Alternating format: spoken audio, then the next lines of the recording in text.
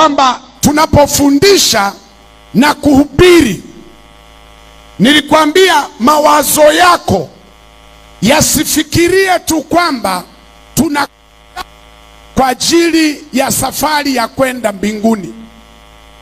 Nilikwambia mbinguni ni kwa baba yako. Kama ukiamua kwenda nenda, ukiamua kurudi rudi. Lakini mbinguni ni kwa baba yako. Sisi habari yako wewe na baba yako haituhusu. Kwa sababu baba yako alishasema wasiotaka jehanamu, wanaotaka hivi. Alishaweka, alifunga ukurasa. Kwa hiyo tunapokuhubiria usifikirie tu kwamba tunatamani uende kwa baba yako. Yaani kwa baba yako ni maamuzi yako. Unajua mtu kwenda kwao, sisi inatuhusu nini sasa? Yani kwa mfano, hebu mwangalie jirani yako, muulize kwani kwenda kwenu nini sisi? Muulize, yani kwenda kwenu kunatuhusu nini sisi? Yani wewe ukiamua kwenda kwenu, nenda ukawasalimie malaika. Amen. We nenda tu ukawasalimie malaika na nini. Nenda. Usitutishe. Yani kutuambia mimi naenda mbinguni, nenda, ni kwa baba yako. Amen. Lakini kuna kitu kingine ambacho sisi tunakitafuta, ambacho sisi kinatuhusu, ambacho sisi tutafaidika wewe ukiokoka, wewe ukimjua Mungu, wewe ukiishi maisha matakatifu. Kuna kitu sisi tutafaidika nacho. Amen. Niliwaambia jana, kwa sababu habari ya kwenda mbinguni, hata tukiangalia sura yako haina hamu ya kwenda. Muulize jirani yako, una hamu ya kuondoka leo uende kwa baba yako? Hebu muulize jirani yako, tukuombee uondoke usiku.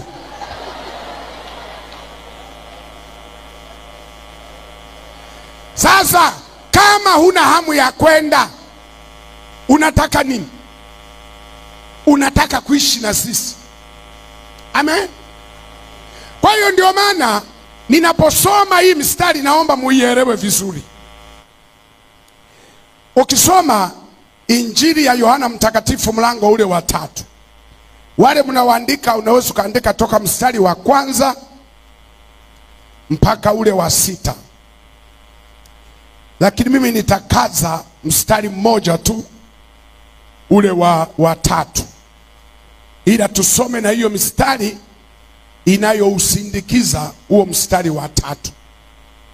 Ile mstari nyie msome kwa Kifaransa, mimi nitasoma kwa Kiswahili. Amen. Na uzuri walio tafasiri ni wale wale, kwa hiyo maana ni ile ile. Injili ya Yohana mlango ule wa 3 mstari ule wa 1 mpaka wa 6. Kwenye Kiswahili anasema, basi palikuwa na mtu mmoja wa Mafarisayo, jina lake Nikodemu, mkuu wa Wayahudi.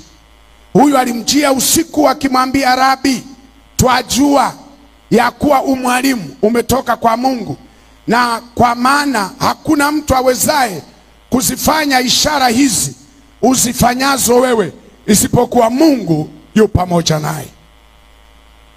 Mstari wa 3 ambao ndio nitaufundisha. Yesu akajibu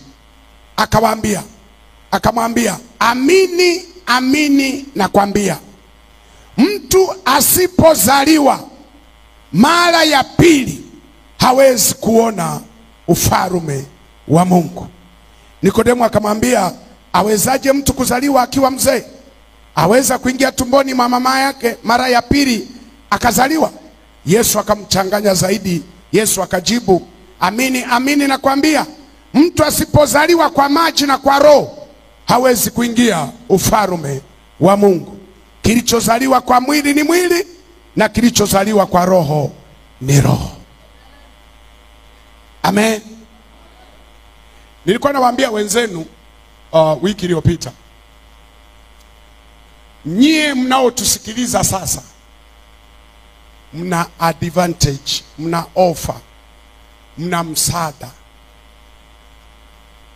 Kama mahubiri yetu huyaelewi ya sasa, basi wakati wa Yesu singeelewa kitu chochote.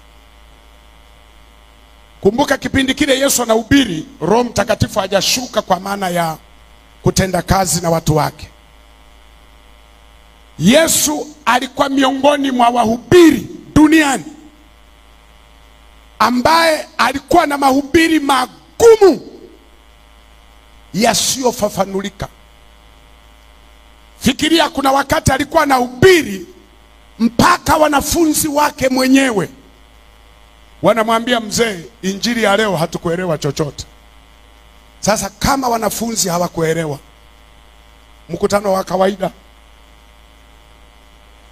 Mnakumbuka kuna kipindi alihubiri, mkutano wote watu wakamwacha uwanjani. Alihubiri mkutano mmoja, alipogundua wasikilizaji wake wana njaa, akatengeneza mikate, akaomba na samaki vikaongezeka, wakara wakashiba. Si unajuaga kuna kazi ngumu sana kumhubiria mtu mwenye njaa.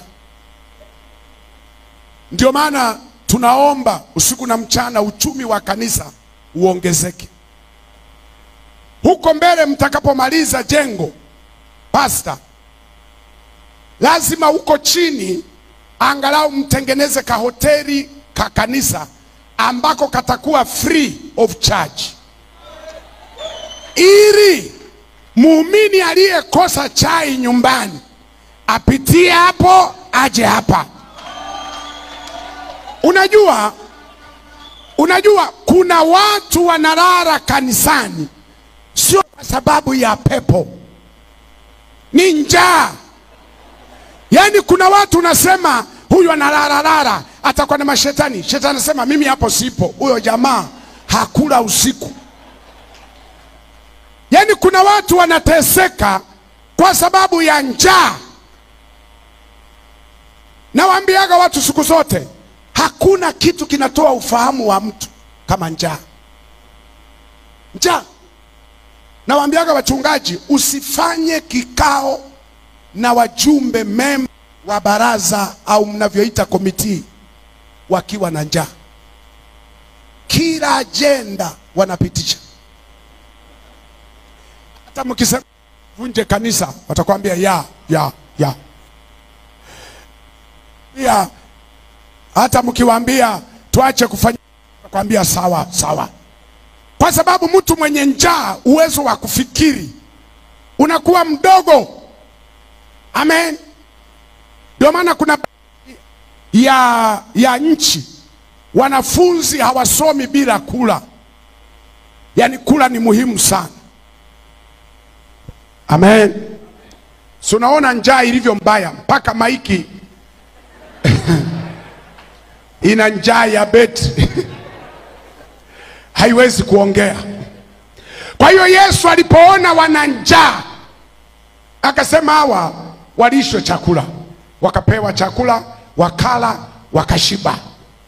Na huo muujiza watu wengi wameuhubiri katika Biblia.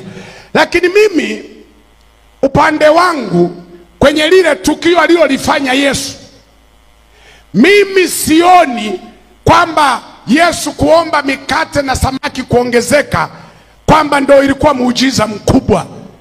Mimi kwangu huo nauona ni muujiza wa kawaida. Mimi kwangu muujiza mkubwa ambao nauona kwenye hilo tukio ni wanafunzi wenye njaa kupewa mikate na samaki, wakawagawie wenye njaa, alafu mikate ikafika salama. Huo kwangu ndio muujiza. Yaani kwamba mtu mwenye njaa alafu aenda fikishe mkate salama.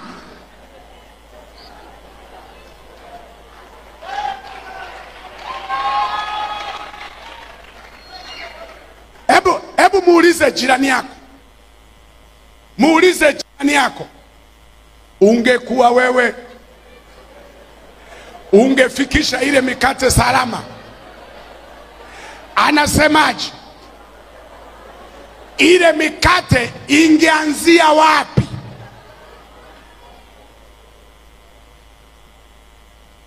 Yani ungechukua hiyo mikate ukakaa pembeni kwanza, ule ushibe ndo uende kusaidia wengine.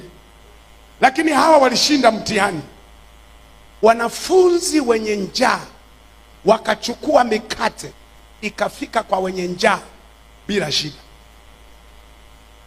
Wewe tukikupa magunia wakati wa njaa ya mahindi ugawe wenye njaa, gunia la kwanza litaanzia wapi?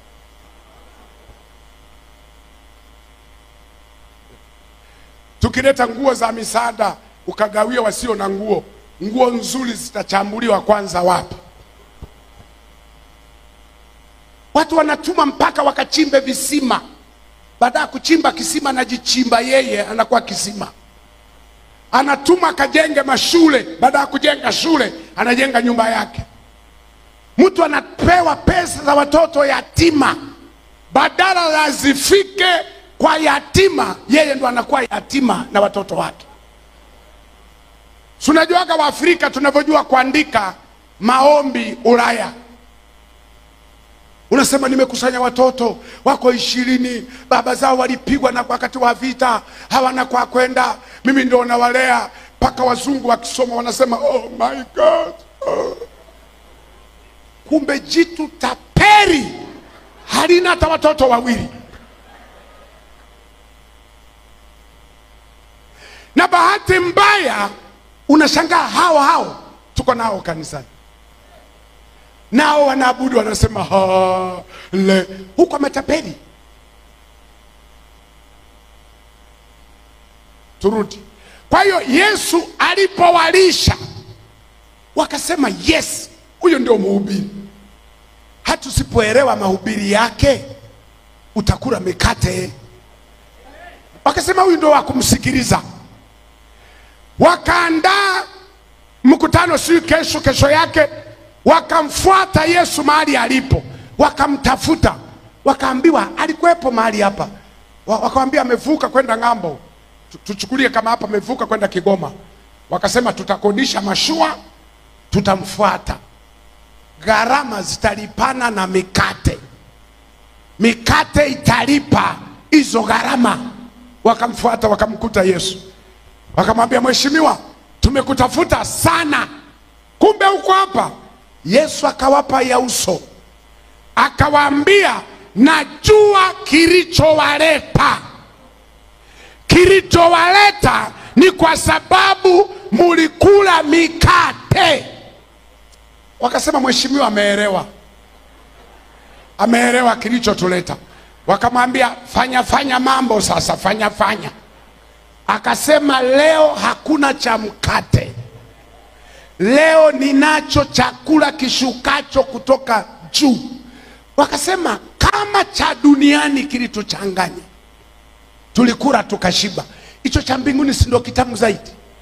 Wakasema hicho utupe siku zote, tuwekiane mkataba, tukubaliane. Mambo ya kukuomba kila siku hapana. Wakati huo kuna watu wamejiunda, kuna komiti imeanzishwa inataka kumfanya Yesu awe mfalme, ili akiwa mfalme hamna kufanya kazi, ni kwenda kiwanjani, mikono juu, mikate mnaokota mnaenda. Wakasema huyu ndo anafaa. Yesu akawaambia leo ninacho chakula kishukacho kutoka juu, kimpacho mtu uzima. Wakasema yes, utupe hicho siku zote. Yesu akawaambia aulaye mwili wangu na kuinywa damu yangu, huyo atakuwa na uzima wa milele. Wakamwambia hatujakuelewa, unasema mkate gani? Anasema aulaye mwili wangu na kuinywa damu yangu, huyo ndo atakuwa na uzima wa milele. Wale ambao hawakuwepo jana juzi wakasema huyu ndio mlisema mhubiri. Wakasema ana maneno magumu hivyo, lakini tusubiri mwishoni, huenda kafanya mikate. Akasema baba zenu walikula mana jangwani, walikufa. Leo ninacho hicho chakula, ni mwili wangu na damu yangu. Wakasema unatufundisha ushirikina na uchawi wa kula nyama za watu na damu za watu. Wewe ndio mhubiri wa aina gani? Wakaondoka wote, hata wale ushers, wahudumu wa kanisa 70 na wao waliacha. Wakabaki kamati tendaji ya mitume na Yesu, na mitume mguu mmoja nje mwingine ndani, wanamsubiri aseme samahani, nimekosea. Lakini Yesu akawaambia, na nyie mkitaka kuondoka njia ile. Petro akaokoa jahazi, akasema baba, twende kwa nani? Hata kama na maneno magumu tutakuvumilia hivyo hivyo. Sasa fikiria, amehubiri mkutano wote wameondoka. Maneno ya Yesu yalikuwa magumu. Wakati wote akihubiri bila ufahamu wa kimungu huwezi kuelewa. Amen. Hapa Yohana, hapa Nikodemu anauliza, anasema twajua miujiza unayoifanya sio ya kawaida. Tunajua wewe ni mwana wa Mungu. Lakini Nikodemu amewakilisha kundi la watu ambao walijua Yesu ni mwana wa Mungu, lakini waliogopa kumkiri hadharani.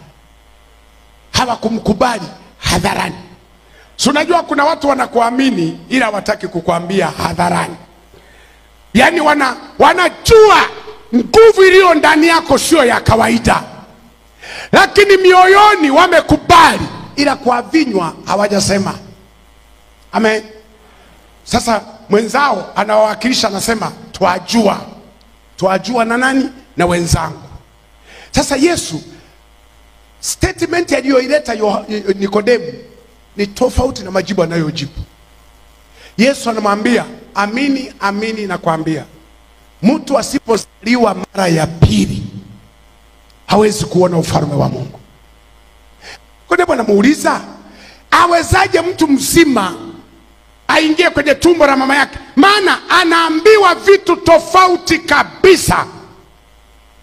Lakini Yesu anasema no, usipozaliwa kwa roho na kwa maji, maana yake usipobadilishwa na kuwa kiumbe kipya, ufalme wa Mungu hutauona.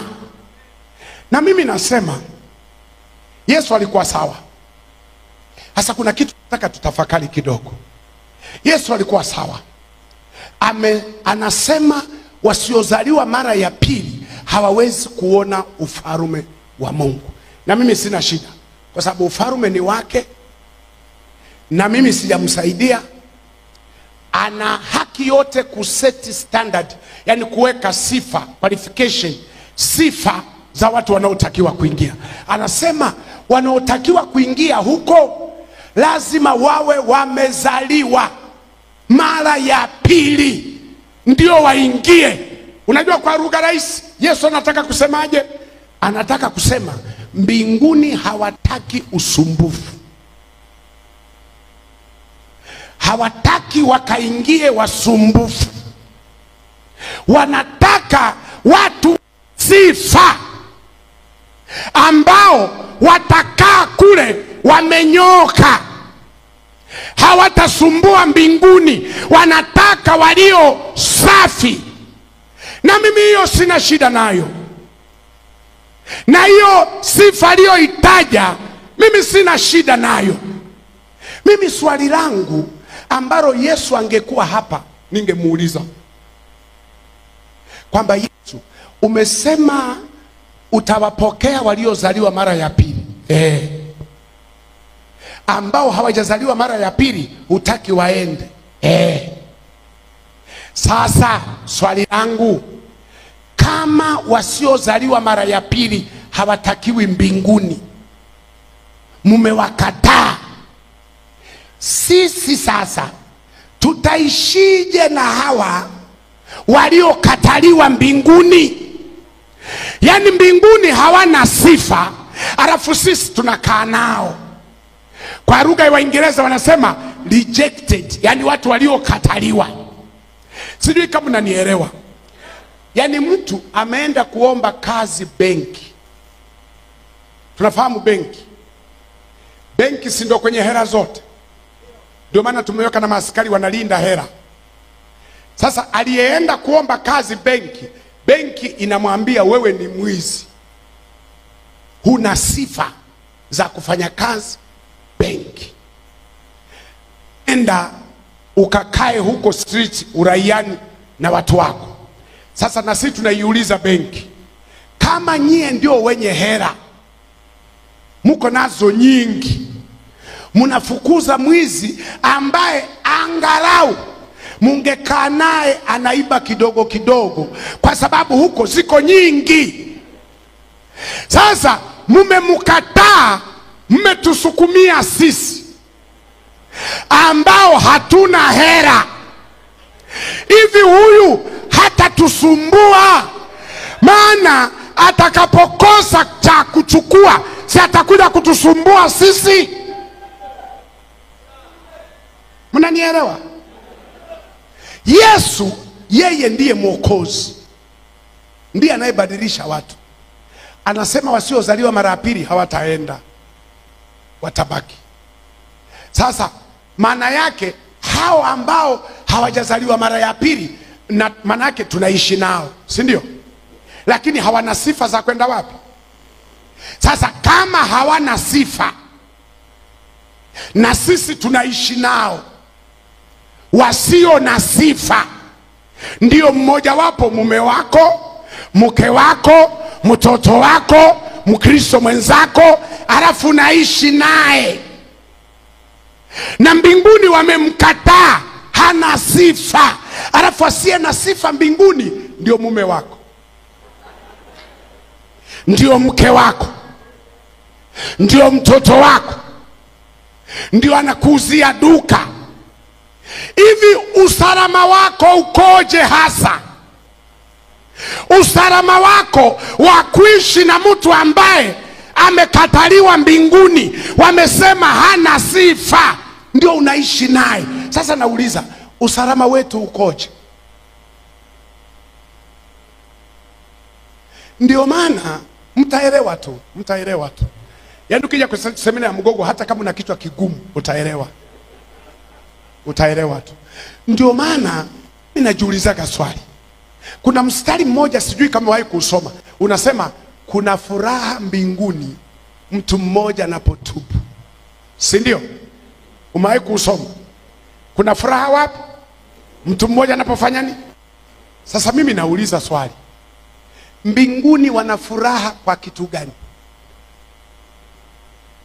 Yaani huyu mtu aliyeokoka aliwasumbua na nini mpaka wafurahie kwamba ameokoka? Kwa sababu hakuwahi kuwaibia, hakuwahi kuwasumbua, hakuwahi kuwafanyia fujo. Aliyotufanyia fujo ni sisi. Hivi anayepaswa kufurahi ni mbinguni au ni sisi?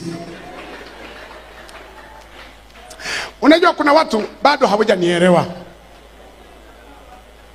Yaani mama, mume wako ana kamdada fulani kako hapo, ndio mshahara wote anakapa kenyewe. Yaani nguo nzuri nzuri kanavaa kenyewe, simu za maana kananunuliwa kenyewe, viatu virefu kanavaa kenyewe, mafuta ya kutikisa na kupaka kanapaka kenyewe. Maana yako mafuta ya aina mbili, kuna yale mnachukulia vidole ndo una nani, alafu kuna yale unatikisa ndo unaweka kwa nyake kianja. Alafu wewe unachukua yale ya vidole, umegeuzwa mnyororo wa baisikeli ambao unawekewa grisi. Alafu kuna kamama kako pembeni kanatumia mafuta ya kutikisa kwanza ndio kapakae, na vyote kanachukua kwa mume wako. Alafu hako kamama kamehubiriwa injili, kameokoka, kameamua kumwacha mume wako. Hivi wakushangilia ni mbinguni au ni wewe? Nani ashangilie?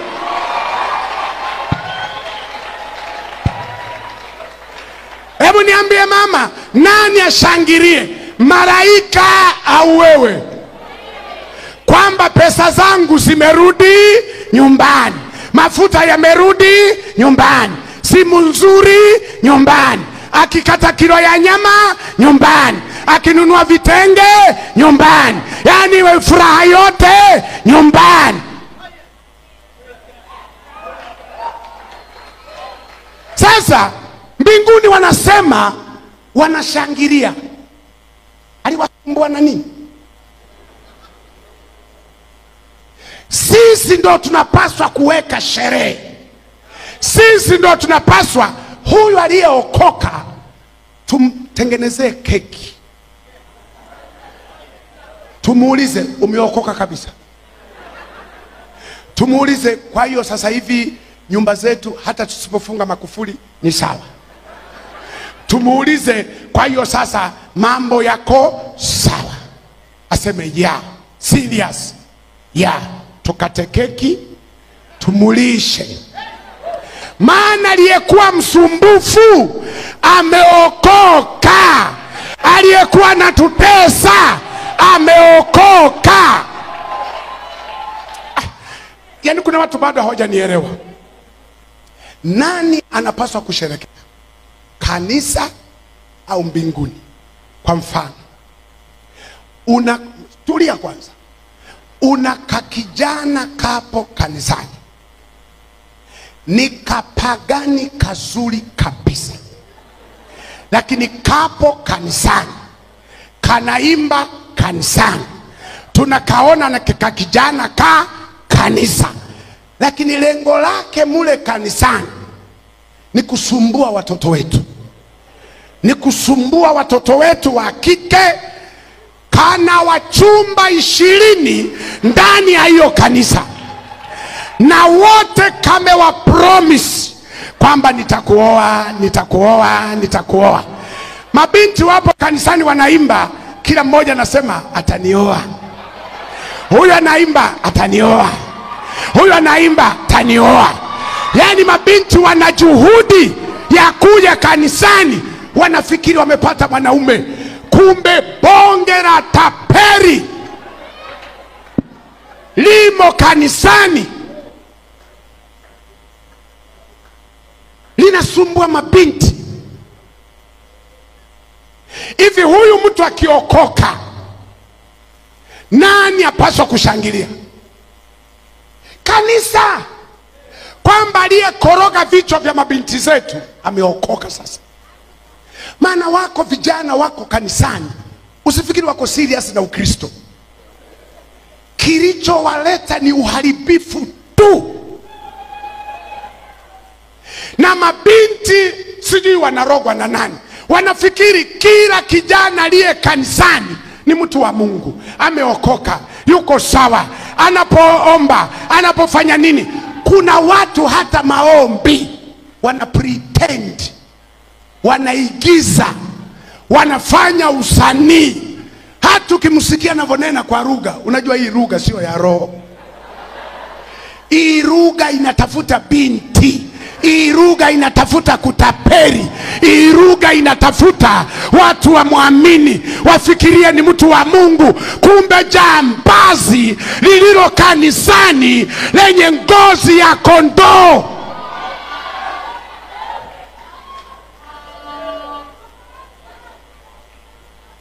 Na wengine hata hivi na ubiri, anaangalia mabinti anao watapeli,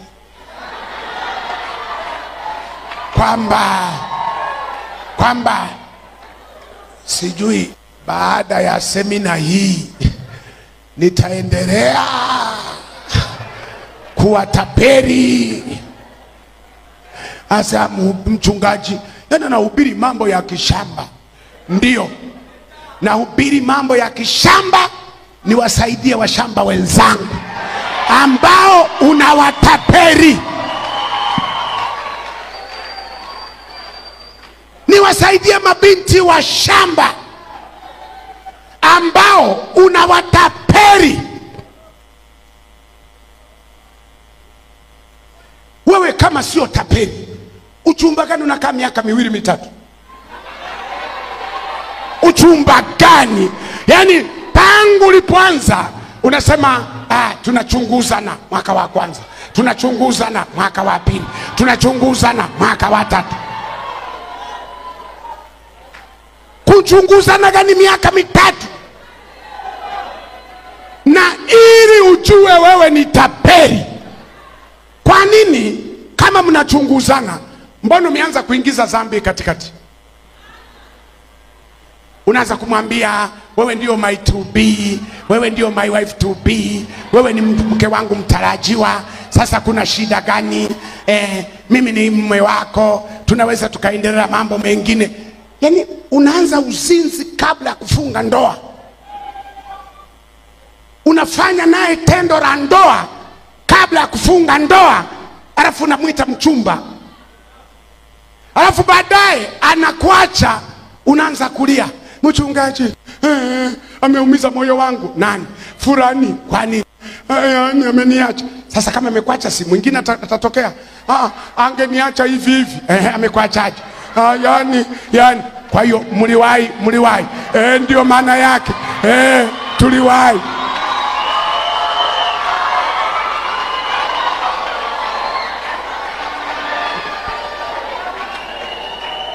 Kwanza mimi nashangaa, munapata wapi ujasiri wa kuingia ofisi ya mchungaji kuja kutangaza kwamba wewe ni malaya, ulikuwa unafanya umalaya na malaya mwenzako amekuacha, alafu nakuja kusemelea kwamba mchungaji, malaya wangu ameniacha. Mimi sijawahi kuona mtu anaenda kushitaki amezurumiwa bangi polisi. Hivi naweza kwenda polisi kwamba polisi unajua mimi nilikuwa nafanya biashara na mwenzangu ya nini? Ya bangi. Halafu amekimbia na mtaji wote, ameondoka na hela. Biashara gani? Ya bangi. Kwa hiyo unataka nini? Mnisaidie kumtafuta aliyetoroka na pesa ya bangi.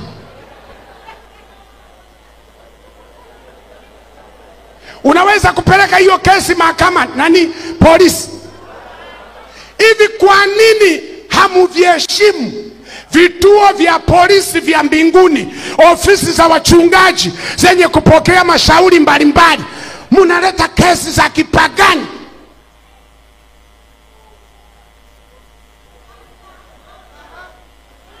Hivi sometime nafikiri na sisi wachungaji kuna matatizo mahali. Si kwa sababu ya uhaba wa watu, unatafuta watu wawe wengi kanisani, ukusanye sadaka. Lakini mimi nataka nikwambie, ukikusanya sadaka za matapeli kama hawa, na wewe ni tapeli mwenzao.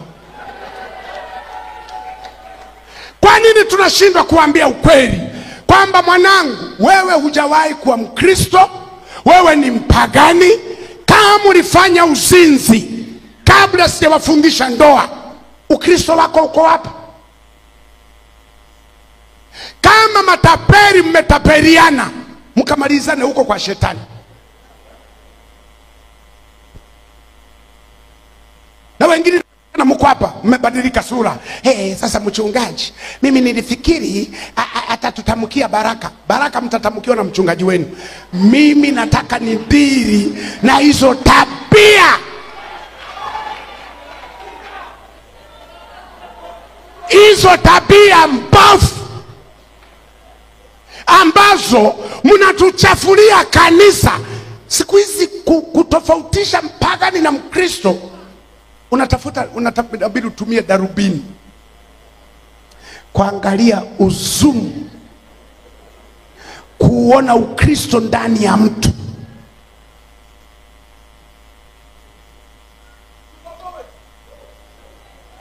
Kwa hiyo nani anapaswa kusherekea? huyu kijana aliyesumbua mabinti ameokoka. Kanisa au Yesu? Kwa sababu sisi ndio huyu ametuvurugia. Sasa hiyo 9, 10 kabinti, maana tuko tubinti tusumbufu ambazo tumo kanisani, hatujaokoka, hatukituangalia macho, sio waifu material, ni kajini material. Yani unaona kabisa kapepo material kapo mule kanisani kuangusha vijana. Kakimaliza huyu kako na huyu, kakimaliza huyu kako na huyu, kakimaliza huyu kako na huyu. Yani kanaangusha wanaume na mpaka kanajisifia. Sasa hivi wamefikia 50. Kamewapanga vijana, wamepangwa na ni kataalamu kakutuma message ya huyu haiendi kwa huyu, ya huyu haiendi kwa huyu, ya huyu haiendi kwa huyu. Yani mtaalamu wa kupanga message. Kuna wale wanadiri na kichwa chake kusuka nywele, kuna wale wanadiri na pesa ya michango ya mikopo vinini huyu. Kuna huyu anadiri na kulipa nyumba. Kuna huyu wa kuongeza mtaji. Kuna huyu wa hivi. Wanaume hawafahamiani. Anamuuliza baby, una mwingine? Mimi hamna, ni wewe.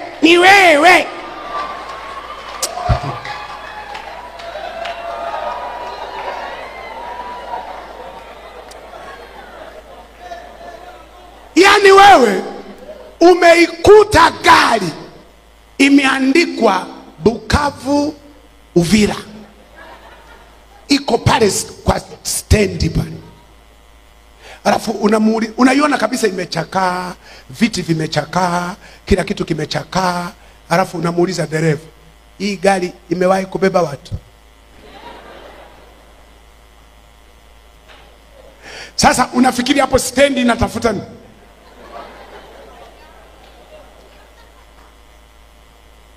Wewe unamuona binti hana misimamo, umemsemesha amekubali, tuzini anakubali, unafikiri amewakubalia wangapi? Mpaka unamuuliza ni mimi tu. Hebu niambie ukweli, ulipolala naye mara ya kwanza ulikuta mlango umefunguliwa au umefungwa?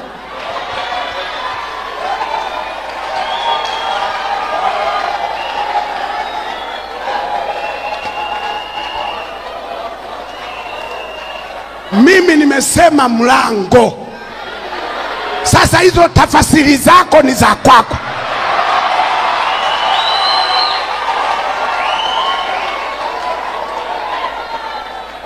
Musinisingizie ambacho sijasema. Yani musiniwazie ujinga.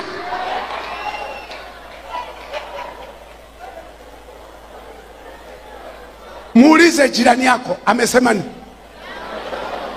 Simesema mlango.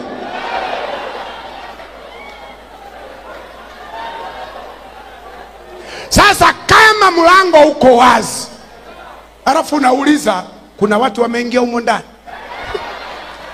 kwa unafikiri ulifunguliwa na nani?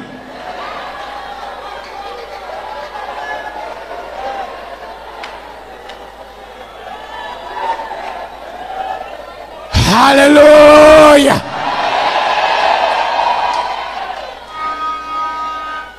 Ukija kwenye semina za Mgogo uwe unajipanga.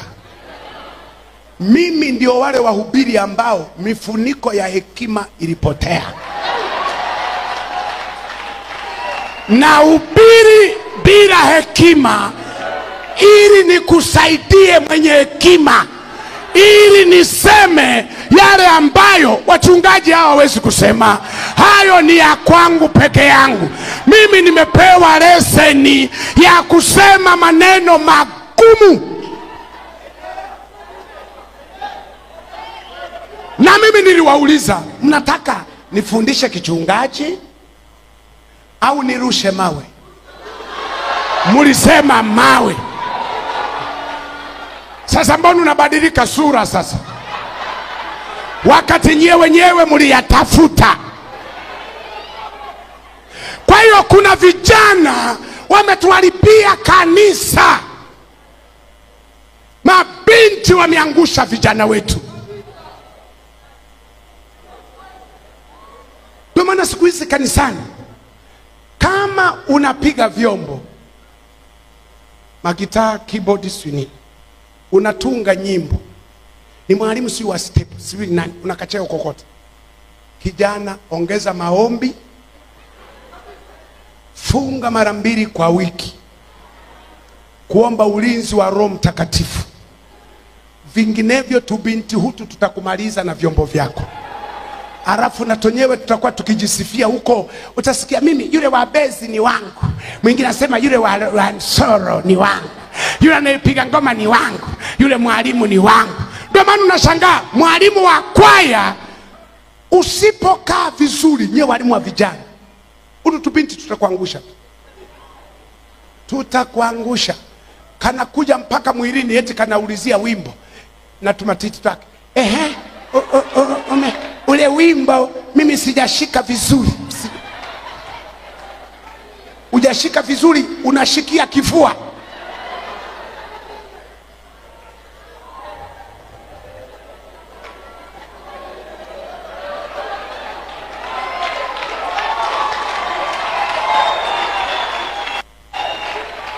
Ni hatari.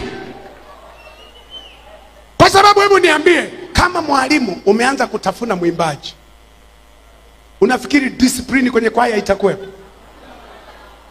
Ndio maana wengine wakichelewa watakemewa.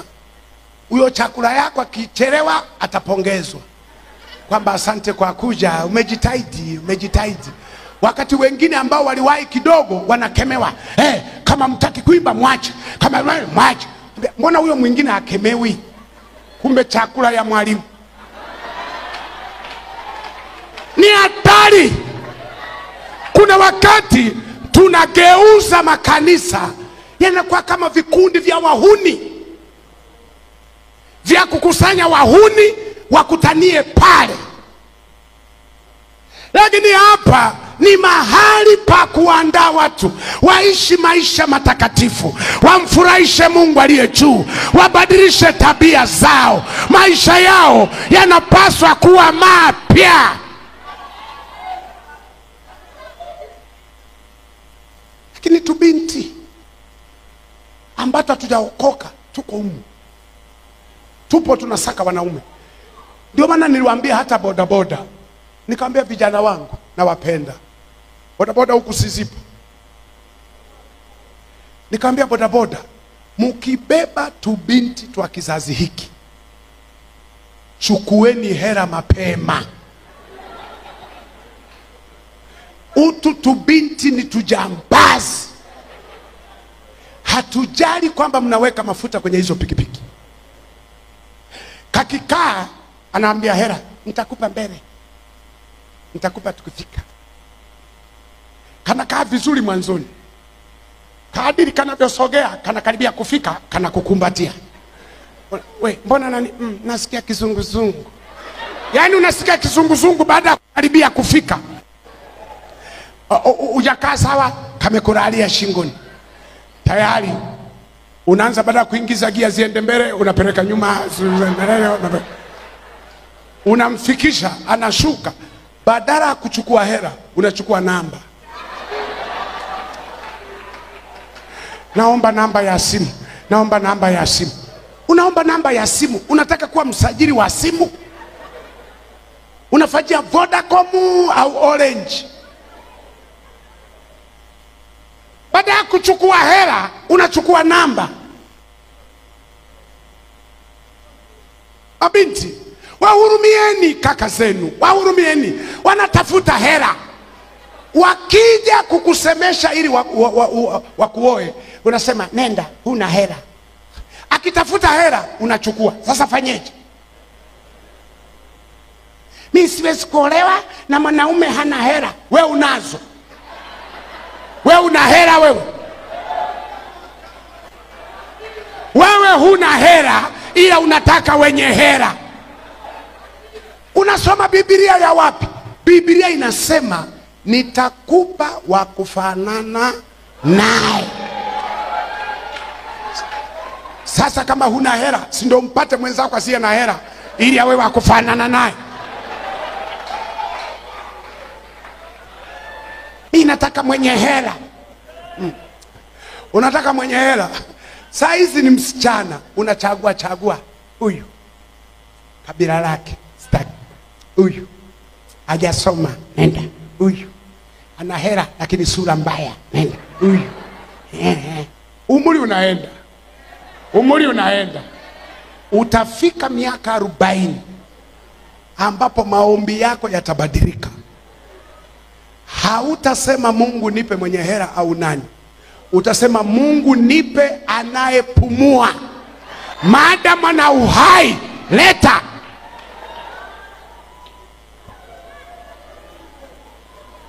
Unatafuta wenye hela. Baba yako wakati anamuoa mama yako nafikiri alikuwa na hela. Sometime tunaanza zero, alafu Mungu anawapandisha polepole. Nilikuwa na washuhudia wenzenu. Mimi nimeoa, niko na suruali 2, mashati mangapi, kiatu kimoja. Nyumba ya nyasi, matofali ya udongo mbichi. Wakati wa mvua ni mateso. Maisha magumu. Mimi kwetu ni kijijini, sehemu za milima. Hata baisikeli tulinunua ilikuwa haifiki nyumbani, mnaacha bondeni. Na nikamuoa binti kutoka bondeni, nikampandisha. Wanaume tulivyo na maneno. Nilipiga maneno mpaka binti wa watu akanikubali, nikapandisha juu. Kwa sababu siku zote mwanamke anajali present na future. Ukimhakikishia future yake, yuko tayari.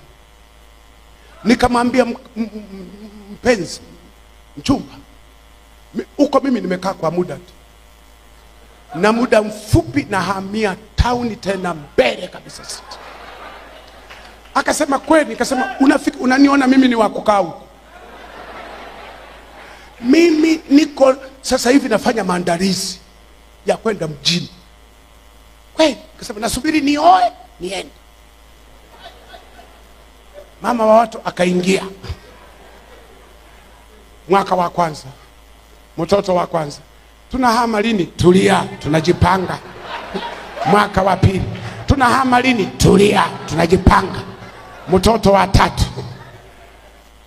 Mwisho Mungu alipoanza yatumia, ndio nikaanza sasa. Nikamwambia twende, tukahama, tukaenda kupanga mjini. Na mimi nilipanga kwa mchungaji. Mchungaji mmoja alikuwa na nyumba, ndio alikuwa ananihurumia nikichelewesha kodi. Sasa hizi namwambia mke wangu, hawa wapangaji waliopanga nyumba zetu tuwe wapole, tukumbuke tulikotoka. Kama kuna mwezi watachelewa, wape muda. Hawa ni wa kwetu, hawatakimbia. Unajua kuna watu walianza nyumba za kupanga, yeye amejenga, amepangisha mkali kama pilipili. Amesahau yeye alikuwa anapitisha miezi 2 mitatu. Mungu kukupa mali hamaanishi uwe ujizime data na internet kwamba kichwa chako kiwe hakifanyi kazi. Kumbuka ulikotokea. Amen. Tukaenda nikajenga nyumba hapo mjini, kanunua ka uwanja fulani hivi, nikajenga nyumba haina mlango wala madirisha. Nikaingia, nikaweka makaratasi, tukaanza kuishi humo. Kwa sababu unajiuliza, hata mwizi aingie aibe nini? Aniibe mimi au? Unajua kuna nyumba hata mbwa wanakuonea huruma, kwamba kama nyumba haina mlango kuna kitu humo. Sasa mbwa wenyewe wanapitiliza. Amen. Unanisikia? Maisha tulioanza nayo, lakini Mungu akaanza kutupandisha polepole polepole polepole mpaka tukafika hapa tulipo leo. Huyu mgogo naye hubiri Uvira ndo yule alianza kwenye nyumba haina madirisha na mlango. Leo amejenga nyumba yake na ya kupangisha. Leo anaendesha magari yake. Huyu ambaye alianza zero, huyo mwanaume naye mkataa binti. Ngoja nikwambie unabii wako. Kuna kijana anakutafuta, unamkataa kwa sababu ya maisha. Lakini kwa taarifa yako, huyo ndio bilionea mtarajiwa wa hapa Uvira. Huyo unayesema hana kitu ndio tajiri ajae, kwa sababu pesa ni kama mvua, zinamlowanisha kila mtu.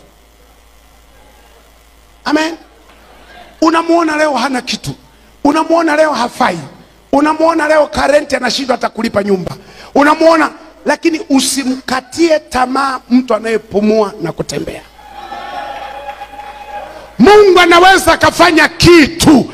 Matajiri wengi nao waona hapa Uvira waliuza karanga, wengine walichoma mahindi ya kuchoma, wengine walizungusha dagaa na samaki, wengine walianza na tukioski anauza sigara sio nini na nini.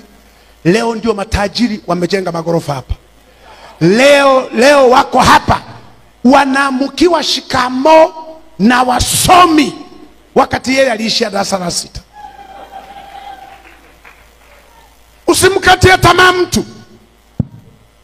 Mungu tunayemwabudu ni Mungu wa kushangaza watu. Kama huwezi kumshangaa Daudi mchunga ng'ombe kuja kupindua ufalme wa Sauli, unamshangaa huyo, unasema huyu hana kitu. Hata kwao nimepeleleza hawana kitu. Bora uolewe na ukoo ambao ni watu maskini, hawatakunyanyasa, kuliko kaolewa na matajiri watakusema kila wakati. Nilikuwa nawaambia vijana huko, nikamwambia ukiolewa na mtu tajiri, wewe utakuwa mfanyakazi wa ndani maisha yako yote. Hautakaa uwe mke. Siku zote atakunyanyasa. Ukiwasha TV atapiga kelele, ukifungua radio atapiga kelele, ukibamiza mlango atapiga kelele, ukiingia kwenye gari ukaongeza volume atapiga kelele, kwa sababu vyote ulivikuta. Lakini mtu mnayepanda wote maisha hawezi kukunyanyasa. Anajua mlikotokea. Amen. Umewahi kuona mtu anaoa, anamfanyia introduction mke wake, anasema jinsi ya kwanza TV hii remote unabonyeza kekundu, alafu anamwambia hata sisi kwetu tulikuwa nayo ilikuwa tofauti na hii, alafu hii mpaka kushusha neti, anasema neti hii unapitisha hivi, unapitisha hata mimi tofauti na hii. Maana umemkuta na kila kitu, utanyanyaswa. Wewe endelea kukataa huyo mwanaume. Kuna siku wenzio wataolewa naye, utarudi kumuomba mahitaji. Amen. Kama hujaelewa, ni unabii wa mtu yuko hapa, yeye amenielewa na anajijua. Ni yeye anajua. Kwa hiyo pointi yangu ambayo nilitaka kusema leo, tamalizia hili somo kesho. Pointi yangu ambayo nilitaka kusema leo, kama Yesu anasema wale ambao hawajazaliwa mara ya pili hawawezi kuona ufalme, maana yake hawafai, hawana sifa. Sisi sasa tutaishije na watu ambao hawana sifa za kwenda mbinguni? Kumbuka nazungumza, usipobadilishwa maisha yako, watu unaoishi nao kwenye familia watateseka. Kesho nitakwambia mateso watakayoteseka watu kama wataishi na wewe ambaye hujazaliwa mara ya pili, humjui Mungu. Ni mateso gani ambayo familia watapata kutoka kwako? Ni vitu gani ambavyo watateseka navyo? Uje kesho. Na kesho sinikimbie. Wangapi wanasema kesho nitakuwepo mchungaji? Uje tu nishughulikie. Na umenyosha mkono. Usipofika kesho, Mungu wangu aishie. Mungu wangu aishie akakushughulikie utakakokuwa. Maana umemwambia utakuwepo hapa kesho, alafu usifike. Hebu niulize tena, wangapi wanasema kesho Mungu anisaidie nitakuwepo? Na usipokuwepo, naomba tusimame. Simama mahali ulipo. Twasema asante, twasema asante, twasema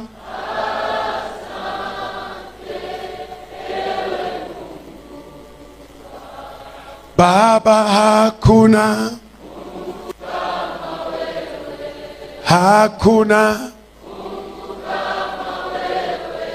hakuna Mungu kama wewe, ewe Mungu. Inamisha kichwa chako mahali ulipo, yatafakari haya maneno. Anasema asiyezaliwa mara ya pili